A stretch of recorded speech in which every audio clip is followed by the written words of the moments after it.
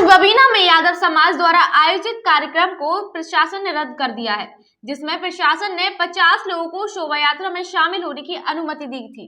बबीना में यादव समाज के द्वारा गत वर्ष की भांति भव्य विशाल शोभा यात्रा का कार्यक्रम श्री कृष्ण जन्माष्टमी के पावन पर्व पर किया जाता है, लेकिन प्रशासन के द्वारा मात्र 50 लोगों की शोभा यात्रा में सम्मिलित होने की अनुमति दी गई थी। इसलिए बबीना थाने में प्रार्थना पत्र दिया गया था। कार्यक्रम धार्मिक और सार्वजनिक था, जिसमें भीड़ एक से अधिक होने की संभावनाएं थी, लेकिन यादव समाज के लोगों द्वारा आरोप लगाया गया है कि राजनीति के चलते हमारे कार्यक्रम को स्थगित करवाया गया और हमारा समाज इसे कार्यक्रम को लेकर उदासपूर्ण रवैया अपना रहा है। यादव समाज के लोगों ने यह भी आरोप लगाया है कि पार्टी में विशेष कार्यक्रम होते हैं, लेकिन हमेशा कोविड-19 का हवाला नहीं दिया जाता और अगर धार्मिक और सांस्कृतिक कार्यक्रम किए जाते हैं तो प्रशासन हमारे जैसे कार्यक्रमों को रोक लगा देता है। यादव समाज एवं बबीना नगर के लोग इस कार्यक्रम को लेकर बड़े हर्ष और उल्लास के साथ खुशियां मना रहे थे। पूरे बबीना नगर को फूल, गुब्बारे और झंडे से सजाया गया, लेकिन उनके मंसूबों पर पानी फेर दिया गया और कार्यक्रम को स्थगित कर दिया गया। उपलक्ष्य में यादव समाज के लोग एक शोभा यात्रा निकाल रहे थे, तो उसे पुलिस प्रशासन ने रोक दिया। क्या कारण रहा रोकने का? दिनांक 28 अगस्त 2021 को आवेदक श्री अमित यादव और प्रदीप यादव इत्यादि के आवेदन पर एक कार्यक्रम की अनुमति जियो 19 जून के क्रम में दी गई थी, किंतु 29 अगस्त को आवेदक अमित यादव और प्रदीप यादव इत्यादि ने एक सूचना बबीना थाने में दी कि चूंकि प्रशासन ने सिर्फ 50 लोगों के अंतर्गत ही अनुमति दी है, लेकिन कार्यक्रम में 50 से अधिक लोगों की संख्या आएगी, इसलिए कमेटी द्वारा कार्यक्रम को स्थगित करने का फैसला लिया गया।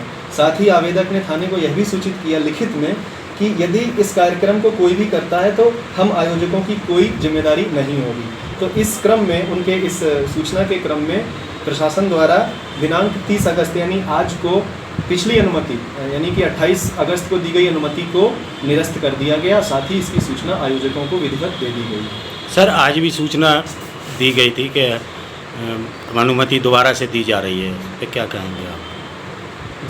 जो भी प्रिवेलिंग जियो है, यदि उसकी शर्तों को पालन करते हुए आवेदक अनुमति का आवेदन करते हैं तो इसमें विचार किया जाएगा, आवश्यक कार्रवाई की जाएगी। लेकिन सर, समय तो ख़त्म हो गया, आप कैसे? ये आवेदकों की जिम्मेदारी है कि समय के अंतर्गत आवेदन करें निर्धारित पात्रताओं को पूरा करते हुए, ताकि पुलिस अपनी रिपोर्ट लगा के प्रशासन को दे और प्रशासन उसकी अनुमति विधिवत रूप से निर्गत कर सके। कमेटी ने सर 2 कार्यक्रम प्रस्तावित किए थे, एक दोपहर में शोभा यात्रा का और शाम को सांस्कृतिक कार्यक्रमों का, धार्मिक मंचीय कार्यक्रमों का। तो क्या शाम के कार्यक्रमों को भी निरस्त किया गया?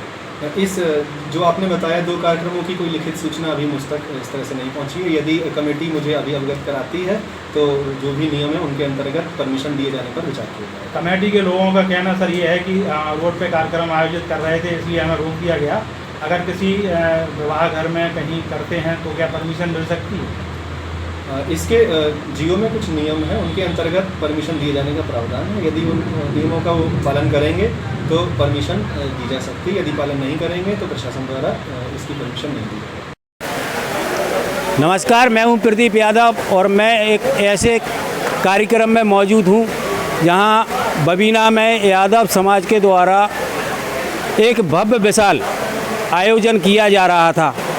श्री कृष्ण जन्माष्टमी के पावन पर्व पर एक भव्य विशाल शोभा यात्रा का कार्यक्रम किया जा रहा था और प्रशासन ने गाइडलाइन का हवाला देते हुए 50 लोगों की अनुमति दी गई थी और वह कार्यक्रम को स्थगित कर दिया गया। अब हमारे बीच में कुछ यादव समाज के लोग मौजूद हैं, हम उनसे पूछना चाहते हैं, जानना चाहते हैं कि प्रशासन द्वारा क्या गाइडलाइन जारी की गई और आप लोगों ने क्यों इस कार्यक्रम को स्थगित किया गया। तो हमारे बीच में कुछ यादव समाज के लोग मौजूद हैं, उनसे बात करेंगे। देखिए, जब ये कार्यक्रम की रूपरेखा बनाई गई तो उस समय जो है हमने सबसे पहले हम लोगों ने अनुमति ली प्रशासन से और प्रशासन ने हमें कोविड गाइडलाइन के अनुसार ये बताया कि आप जो है 50 से ज़्यादा लोगों को शामिल नहीं कर सकते और हम इसके लिए सहर्ष रूप से तैयार थे। लेकिन बाद में जब हमने देखा कि थोड़ी अत्यधिक भीड़ हो रही है तो उसके अनुसार हमने थोड़ा इस कार्यक्रम को छोटा करने का प्रयास किया, और जब छोटा नहीं हो पाया तो हमारे कुछ लोगों ने मिलकर ये निर्णय लिया कि हम लोग इस कार्यक्रम को जो है पोस्टपोन कर देते हैं। लेकिन बाद में जब शासनादेश नया आया, रात को हमें पता चला कि शासनादेश के अनुसार जो है आप जो है 50 से ऊपर रख सकते हैं, लोगों को ला सकते हैं। तो हमने दोबारा रूपरेखा बनाई और कार्यक्रम दोबारा उनसे अनुमति मांगी, लेकिन प्रशासन द्वारा अनुमति नहीं दी गई। और ये क्यों नहीं दी गई, ये एक उसका विषय है, इसमें राजनीति हुई है, भेंट चल गया हमारा, राजनीति की भेंट चढ़ चुका है ये कार्यक्रम, ऐसा हमें लगता है। ये जो कार्यक्रम था बबीना में, ये खासकर यादवों को टारगेट किया गया है और प्रशासन ने हमारी कोई मदद नहीं की। कल उत्तर प्रदेश सरकार ने जबकि ये निर्णय दिया है, अभी आज तक पे भी आया था, योगी महाराज जी सरकार भी वहाँ पे मथुरा में उनका भी प्रोग्राम हो रहा है, तो आज के लिए छूट थी, मगर प्रशासन ने हमारा कोई सहयोग नहीं किया और हमारे साथ अन्याय हुआ है। धन्यवाद। तो यादव समाज के लोग बता रहे थे कि प्रशासन द्वारा हमें छूट नहीं देगी, अन्य कार्यक्रमों के लिए छूट दी गई है। मैं प्रदीप यादव के साथ, देखते रहिए न्यूज़ बीके। बबीना से प्रदीप यादव की report. PK University. Build a great career at PK University. Admission open for medical science, B Pharma, M Pharma, BSc, BTech, MTech and Polytechnic Diploma. Contact now www.pkuniversity.edu.in. Address Thandra Village, Jhansi Road, Shivpuri. Moon city scapes builders प्रस्तुत करते हैं आलीशान, आकर्षक residential, commercial, JDA approve project space moon city.